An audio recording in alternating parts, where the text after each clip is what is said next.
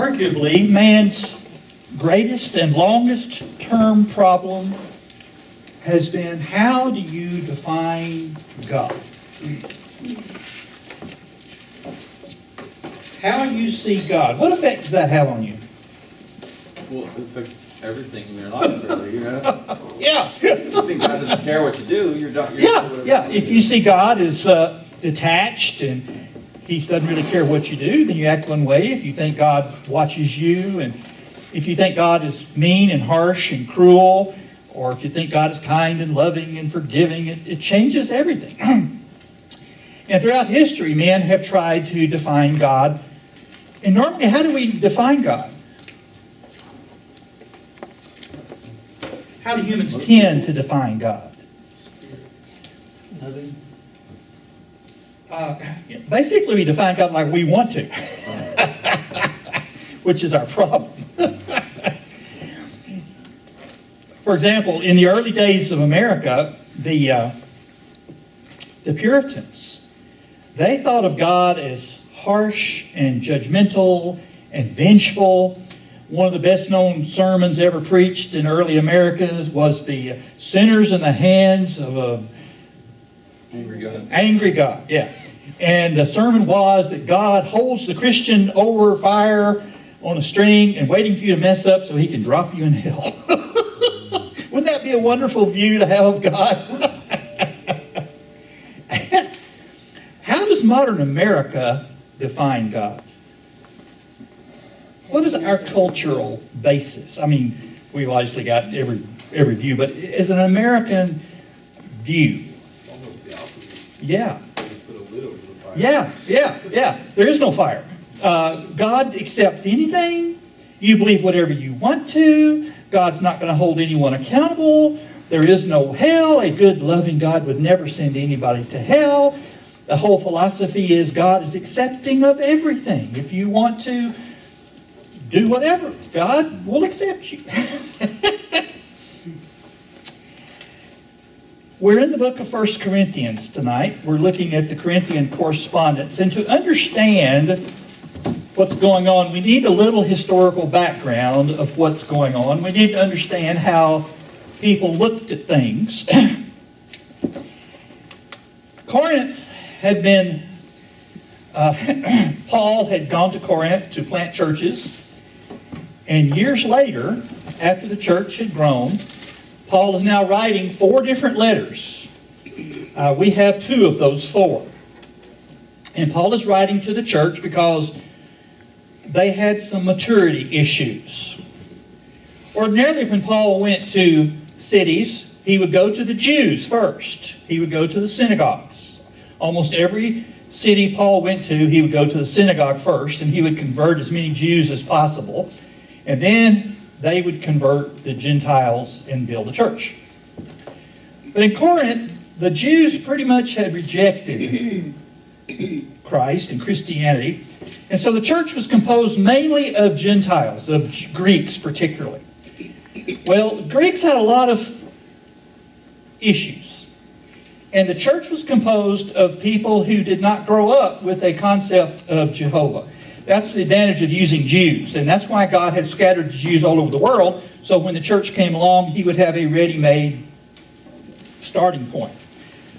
But in Greece, particularly in Corinth, most of the church members were fresh out of paganism.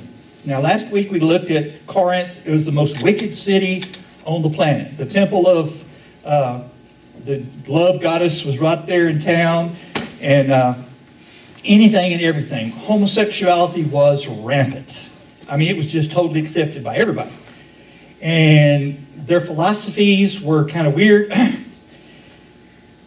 The Greeks believed in conflagration. They believed in a cyclical view of nature. This is not that uncommon in pagan cultures. They believed that every 1,000 years the world burned up and started over. And over the years, several philosophies had come to the forefront. Now, Greece was the home of the great philosophers, Aristotle and Plato and some of the others. But there were two of the philosophies that really affected the church. First of all were the Stoics. Now, what does the word stoicism mean in English? Right. Yeah, you don't show your feelings. And that the Stoics believed that there's nothing you can do about life anyway. It's going to happen. The best thing you can do is just stoically accept whatever comes. Bad, good, indifferent, you just live with it. And then there were the Epicureans. The Epicureans believed that, well, life is short, so what? Enjoy it. Enjoy it! Pleasure was the main goal of living. Whatever you want, do it. Now, there are Epicureans today. What's an Epicurean in our culture, ordinarily? What? Atheist? No? If you're an Epicurean today, what are you? I see I have a lot of... Epicureans, today, if you're an Epicurean, and there are Epicurean societies all over the country, Epicureans love fine dining and fine wine. You appreciate the fine things of life. It's not used like it was then, but the idea is the same. You know, you enjoy. So if you're an Epicurean, then basically you're saying, I love fine foods and fine wines and so forth. Well, the Epicureans in Greece believe that pleasure is the goal of life. Whatever it takes to find pleasure and joy, that's what you do. But the biggest issue was the Greeks were big into logic and knowledge. The Gnostics, the word Gnosticism means knowledge. And that caused a real problem for the church. Matter of fact, the book of 1 John and several others were written with Gnosticism in mind. It created a horrible heresy in the church. But by and large, the Greeks thought knowledge and logic was supreme over everything else. And the Greek gods, this is the Greek word, apatheia. We get the word apathy from that. What's apathy? You just don't pick. And the Greeks believed that their gods were apathetic. The Greeks had no feelings, no compassion, no mercy. That was their culture. That if you showed mercy and compassion, that's weakness. The Romans were much the same way. The Romans would not believe in showing compassion. They were taught to be tough and mean and hard. Don't let anybody push you around. You're tough. You rule the world. And so the Greeks came out of this background. Logic and knowledge is everything. When Paul argued with the philosophers on Mars Hill in Athens, he said, okay, I see you guys have all these temples here. So obviously you're religious people. He says, but I want to tell you about the one God, the real God. The Greeks literally believed that any problem could be solved by logic alone. The story is told that there were a group of Greek philosophers sitting around arguing about how many teeth a mule had, which is a real vital question. And a young philosopher just getting started says, well, there's a mule, why don't I go count them? They threw him out of the group. That's not the way you determine how many teeth a mule has. You do it by logic. So this is what Paul ran into when he went to Corinth, is this total emphasis on logic and knowledge. Now, the Jews had a little different slant on things. The Jews had been under foreign domination for 600 years, almost without break. For 600 years, either the Babylonians, the Persians, the Greeks, or the Romans had run their country. And they were sick of it.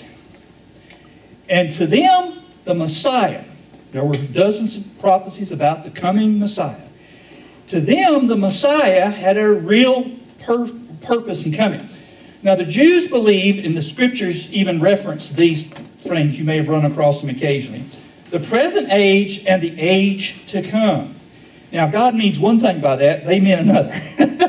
The Jews thought that when the Messiah came, he was going to lead, they thought he was going to be a warrior king. And he was going to lead the Jews in a holy war, and they were going to conquer the world, and the Jews would all then be wealthy, powerful, happy, and they would rule the world, and Israel would be restored to her former glory. To them, that was what the age to come was all about. And so they were looking for a Messiah that was going to bring that. And when Jesus showed up, they thought, he can't be the Messiah. He's the furthest thing from a warrior king. He's a carpenter out of Nazareth. And he goes around saying ridiculous things like love your enemies. If you're going to conquer the world, that's not your first message.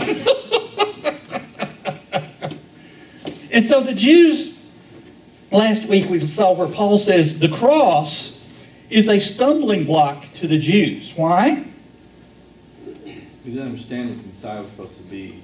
Yeah, they had a complete... they had taught this for centuries. Their rabbis all kept teaching them the Messiah is going to be a warrior leader. And God is going to help us conquer the world. They stumbled over their ideas of what the Messiah would be. Yes, exactly. And that's the same problem we have today. This is the danger for America. We stumble over what we want God to be. We want to make God in our image instead of accepting what God says He is. And so the Jews had this stumbling block because even when Jesus had been with His own disciples and taught them for 3 years, He told them, okay guys, it's time for us to go to Jerusalem. I've got to die on the cross. And what did they say? No, you can't do that. Why? You got to set up the kingdom. You're the Messiah. You've got to set up the kingdom. You can't die. These are His own men. So if they couldn't get it, what about the average Jew in the street? Well, obviously, they didn't buy that at all. And so Paul says that to the Jews, the cross is a stumbling block because they could not visualize the Messiah can't die. He is the king. He's the leader. He's the boss. He's the warrior. He can't die. If He dies... Matter of fact, when Jesus died, what did the apostles do that very day? They says, that's it. Let's go back to work. They went back to their fishing boats. It's all over. They really thought. Now the Greeks, Paul says to the Greeks, the cross is foolishness. Why? It's not logical. Not logical. God doesn't die. And what God, gods don't have feelings. Their gods didn't care about you. Their gods didn't love you. Their gods were capricious and vengeful, and they had all the human qualities about them. And so the Greeks believed that their gods had no feelings. Therefore, your God doesn't love you. And He's certainly not going to die for you. That's crazy. That's not logical. And so he says to the Greeks, the cross is absolute foolishness. It just makes no sense at all to them. So that's what Paul's talking about. That's the situation he's looking at. And these Greeks in the church are struggling with these concepts. Paul had come in and he taught them the gospel and he taught them about Jesus and about salvation and about forgiveness. But man, they were struggling because that was not the way that they were raised. If you're raised on a total logic diet, what happens when Christianity comes along? Or you can measure it by that. You can't measure Christianity by logic. What is faith?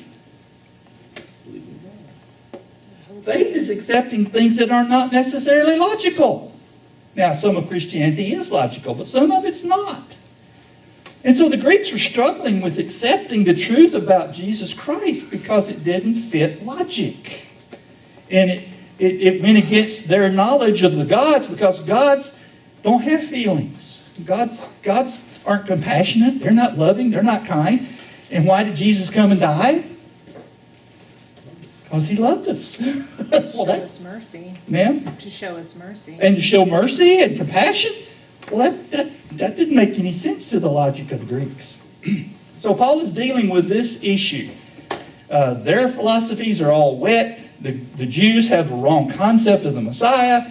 And so when the church comes along and gets established and the Greeks start to run the church, naturally things go off the rails pretty fast.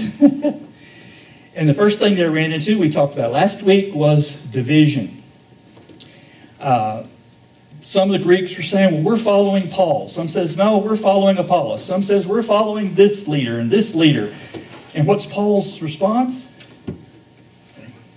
Guys, it's not about humans. It's about Jesus Christ. We're all following Him. That's where we need to focus. Why does this ever become a problem? Even today.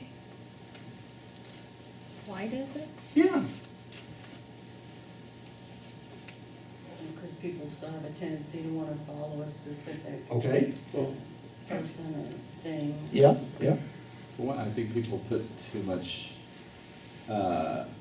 they build up people too much. Yes. They're not, Yes. they're not putting God in his right place. Yes. They're putting people above God. And unfortunately, some people, some preachers, like being held up. And they like everybody telling them, bowing to their wishes and their desires. That's human nature. We like it when people tell us how wonderful we are and what a great job we're doing, Well, and if we're not following Christ, we're following a man. A man is fallible, and therefore they're going to lead people in a path apart from Christ. Well, sometimes that's pleasing to people. You know, sure. the churches that Sure. preach that the things that are going on today are okay and that God's accepting Yes, sir. of that. Sure. You know, somebody who wants to live that lifestyle, it's going to be much easier for them to go there than Yeah. it is to be confronted with the truth. There are many churches in this town that will tell you, whatever you're into, fine, you come, we'll accept whatever you're doing. We'll never make you feel guilty. And unfortunately, it causes problems in the church. And so Paul dives into that first thing. He says, you guys are trying to follow people, and it's not working. Verse 18, chapter 1, for the message of the cross is foolishness to those who are perishing. But to those who are being saved, it is the power of God. For it is written, I will destroy the wisdom of the wise, the intelligence of the intelligent I will frustrate. Where is the wise man? Where is the scholar? Now remember, he's talking to the Greeks. What's their focus in life? Logic, knowledge, wisdom, smartness. And what's Paul telling them? It's not about how smart you are and how wise. It's about God's teachings. Our job is what? As Christians, what's our number one responsibility? To have faith. To have faith and believe what God tells me, even if it doesn't jive with my logic. God knows what He's doing. Has not God made foolish the wisdom of the world? If you go to any state university in the country, what will they teach you about where the universe came from? Yeah, evolution, the Big Bang. And then humans started from the lower form of animals, and eventually after millions and millions and millions of years, if you go to a state school, that's what they will teach you. Matter of fact, if you go to grade schools and junior high, I don't know if they still do that here. When I grew up in Arkansas, our teachers would say, okay, here's what the book says, but that's just a theory. Because they all went to church and they didn't believe that.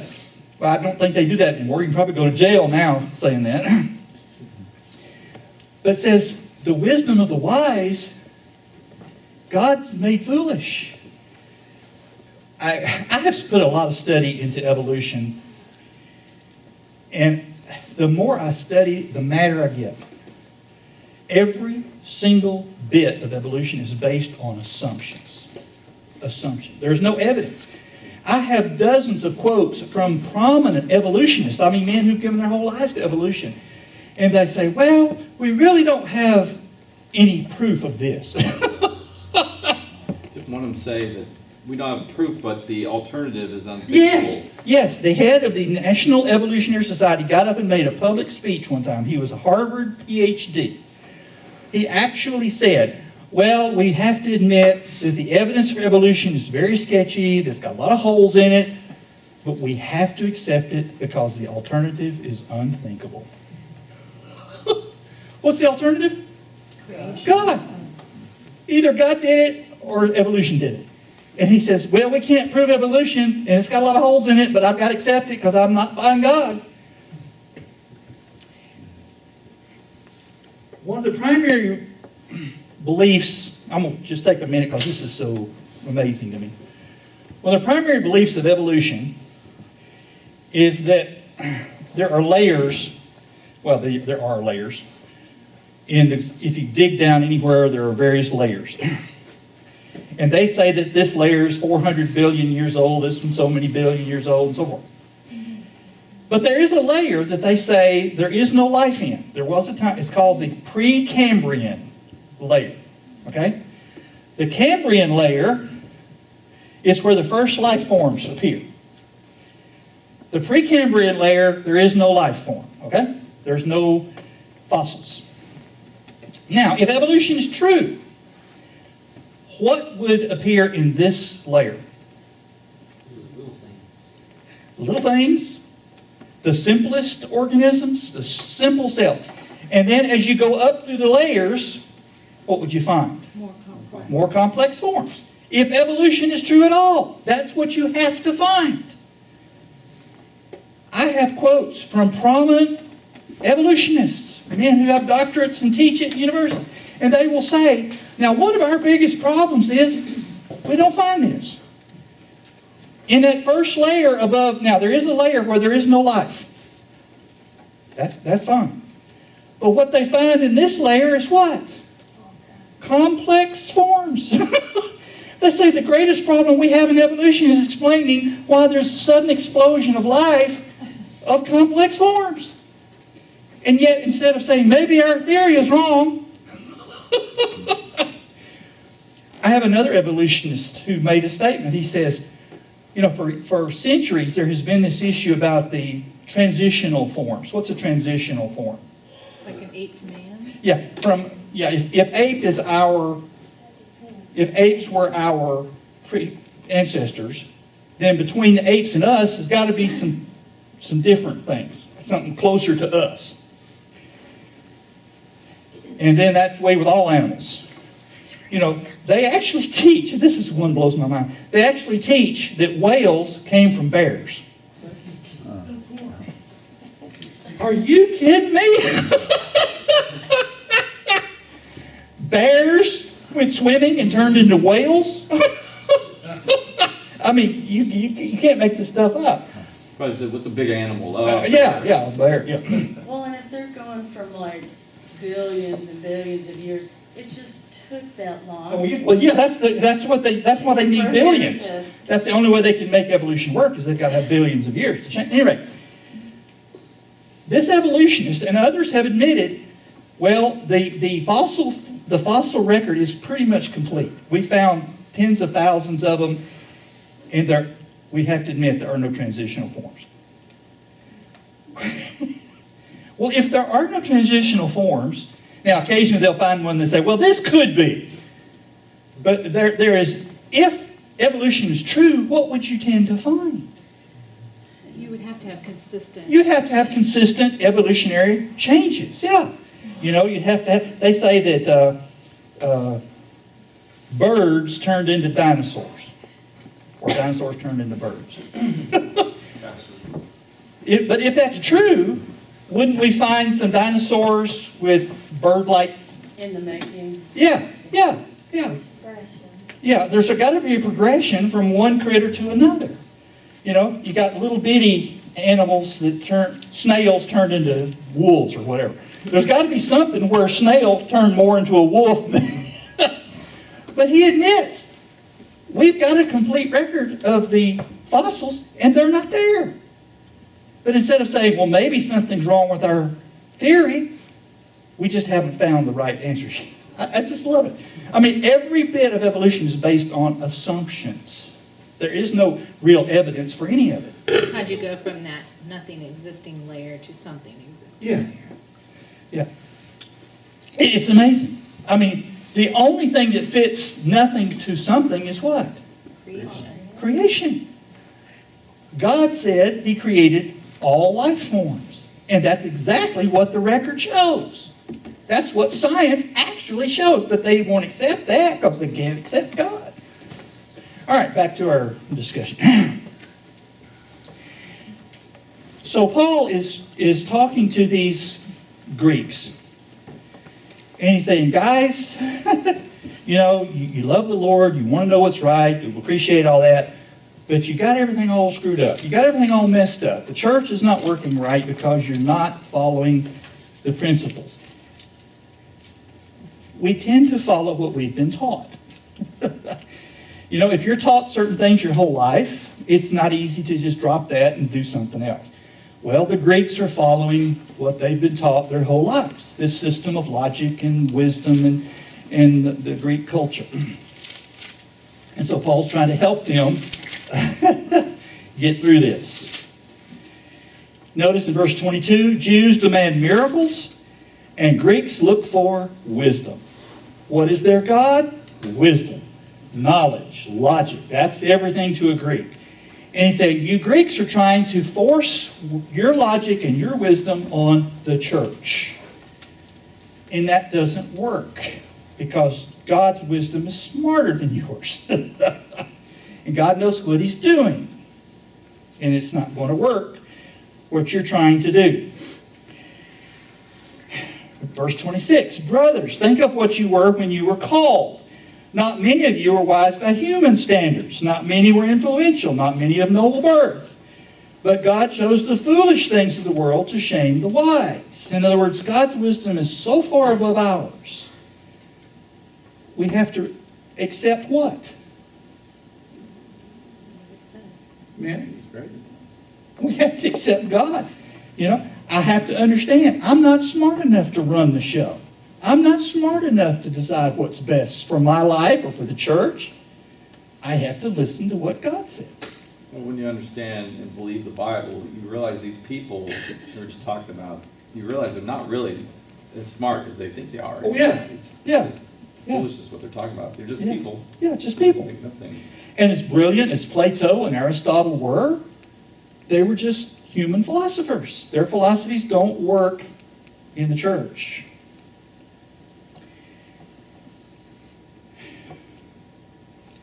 Verse 30. It is because of him that you are in Christ Jesus, who has become for us. Now notice what this is a powerful statement. He has become for us our righteousness, our holiness, our redemption. So what is Christ? Our Savior. Everything. He says, you Greeks are still trying to rely on logic and human thinking, but Christ is all you need. You can't continue to focus on this other stuff. It's not going to work. Therefore, it's written, let him who boasts, boast in the Lord. It's not about us. It's not about how smart, great, and wonderful we are. It's about how smart, great, wonderful Jesus Christ is. We have to surrender totally to his leadership, to his wisdom. When I came to you, for chapter 2, brothers, I did not come with eloquence or superior wisdom. Why? It's not about him. It's not about me. I'm not trying to impress you with logic. That's what you guys are looking for, but that's not what I came with. I proclaimed to you the testimony about God. That's all that matters, guys. It's not about how brilliant I am. It's not about how brilliant you are. It's not about how logical we can be. That stuff doesn't matter. The only thing that matters is what does Jesus say about things. I resolved to know nothing while I was with you except Jesus Christ and him crucified. What's he saying? It's the only thing that matters. That's all that matters. It doesn't matter what you know. You know, a person may have 10 doctorates. How close is that going to get him to heaven? Probably going to get him further away, actually. It might get him further away, that's right. Starts relying on his own wisdom, yeah. Yeah. Sometimes the smarter we get, the further we move away from the true source of wisdom. But Paul says, guys, it's only about God and Jesus and the Word. It's not about your great intelligence, your great wisdom. Yes, you Greeks may be the most logical, wise people on the planet. It doesn't matter.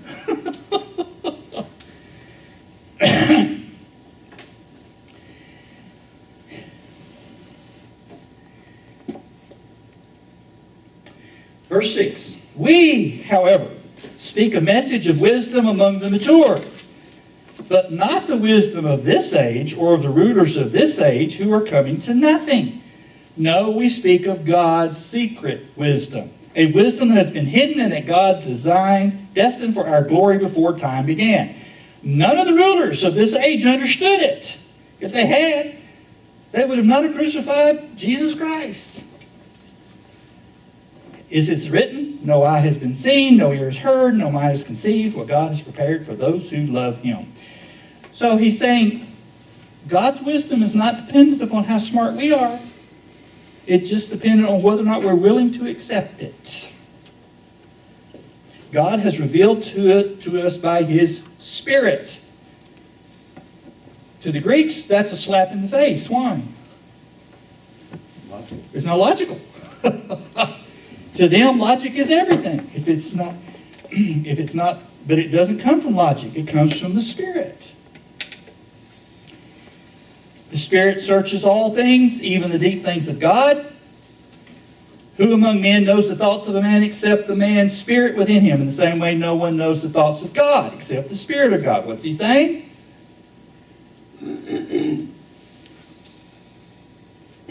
He's saying you can trust the Holy Spirit. Why?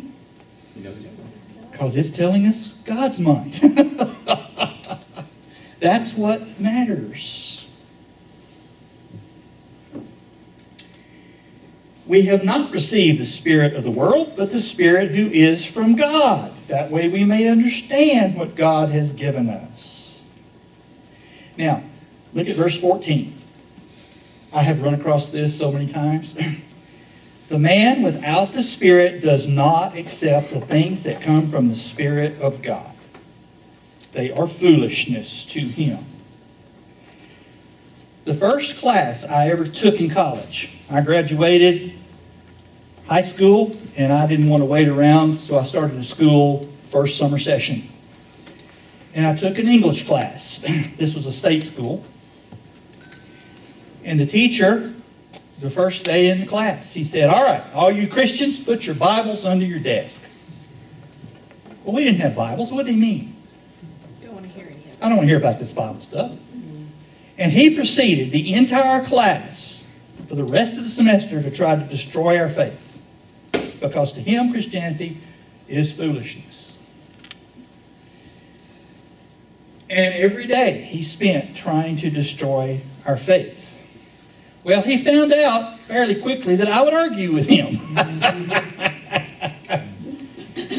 And so some days he would just walk in, the first thing he'd say, Mr. Chisholm, and then he'd throw out something and we'd go after it. I don't know why, but I don't know if English classes are still taught this way, but in those days arguing was the way you taught English. I don't know where that came from. But we would argue. And then one day he said, Mr. Chisholm, why do you Christians feel like you have to go annoy your neighbors and teach them this stuff about God? He couldn't understand it. He had a PhD, but he didn't understand it. Why? It didn't make any sense to him. It's foolish for me to go annoy my neighbor with the gospel because he doesn't buy it. And that's what Paul is saying here. The wisdom of the wise is made foolish by God's truths, and they can't understand it. You can explain all day a lot of things about Christ, and a person with a genius level IQ and 14 degrees, he's not going to get it if he doesn't have a little faith. This helps me think about what I used to wonder about when I worked in pulmonary at the VA. I worked for all these doctors, and these doctors were so smart, I really looked up to them. Oh, yeah. But I mean, one was an atheist. Yeah. And I mean, Oh, yeah. And I just couldn't understand how Yeah. come they don't get it. Yeah. And then Well, you're that's what he's saying here. He's saying, I don't care how smart a man is, if he doesn't have the Spirit, some things he's just not going to get. It's just going to go over his head. Spirit helps us understand God better. Yes. Yes.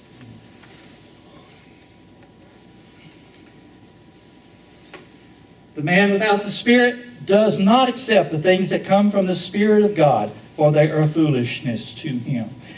If we get out here and we start teaching that sexual perversion is sinful, the world is going to react badly. Why? If you went out here and stood on the street corner and held up a sign saying abortion is sin, what would happen?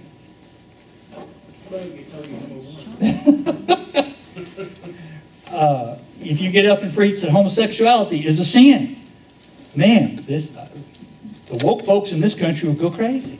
How can you say it's a sin? They can't understand. Everybody has the right to do. Everybody's got the right to do what they want their to. own bodies. Yeah. And I'll grant that to a degree. But there is a judge. There is somebody who has a standard. And it's not up to me. God has already set the standard. God has made the rules. I don't get to decide if those rules are reasonable or if I want to follow them. That's irrelevant. That's what I can't understand about this, transition stuff. Oh, the trans. I mean, you're telling God, I don't like the way you did this, so. Yeah, God, you were wrong by making me a woman. Rejecting God's design for you. Yeah, I'm rejecting God's design. Sure.